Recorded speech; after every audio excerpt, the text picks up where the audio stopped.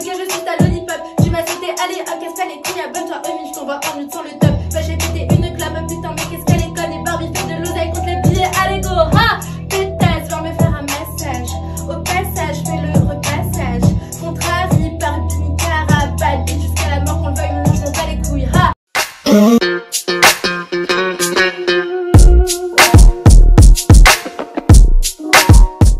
Bienvenue sur Kormosoula, donc je vais vous parler de Ruby Nicara et de son business qui fait jaser. Donc après ses lives bizarres, elle revient en force en vendant l'eau de son bain à 1500 € et ses culottes sales. Bien sûr, avant de commencer cette vidéo, n'oublie pas de t'abonner, de liker, d'activer la cloche de notification, ça va énormément m'aider pour le développement de ma chaîne.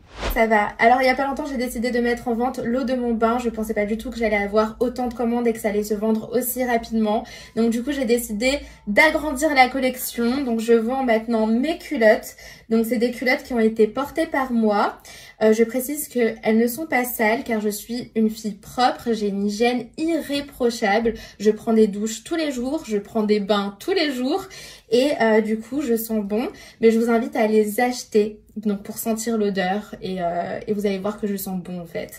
Donc voilà, là par exemple c'est une culotte Victoria's Secret, donc voilà, très mignonne. C'est en vente à 100 € seulement. Je vous souhaite une bonne commande, je vous fais de gros bisous. Le site est en bio. Bye. Concernant le bain, moi ça me choque pas du tout. S'il y a des gens qui sont prêts à payer 1500 € pour le bain de Ruby Nicara, pourquoi pas? Le business des culottes sales. Donc avant Ruby Nicara, il y a l'influenceuse Mila qui s'est lancée dans ce business où elle vend ses culottes sales. Par contre, je trouve que le business des culottes sales est vraiment sombre.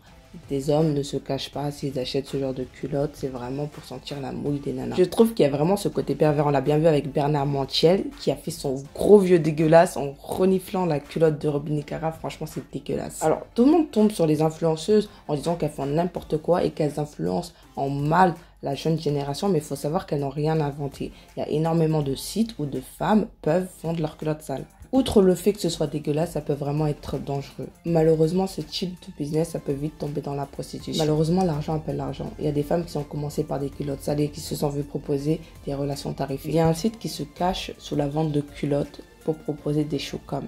Mais c'est pas des showcams sexy, c'est des showcams à caractère pornographique.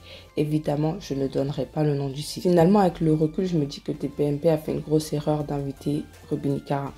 Parce que là, je me rends compte qu'en fait, Nicara, si elle gagne autant d'argent et les autres influenceuses, c'est parce qu'elles sont connues.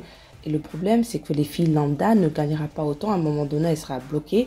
Donc, certaines risquent de céder aux relations tarifées et certaines vont vendre leurs vidéos pornographiques à des prix dérisoires. Ce type de vidéo, ça peut te cacher la vie. Il suffit qu'un mec mal intentionné fasse un enregistrement d'écran et ça finisse sur des groupes Telegram. On sait très bien qu'il y a énormément de groupes Telegram avec des vidéos à caractère pornographique. Bref, dis-moi ce que tu en penses dans les commentaires. Est-ce que tu es choqué par rapport à la vente de son bain ou au business des culottes sales? On se dit à la prochaine. Bisous, ciao, bye.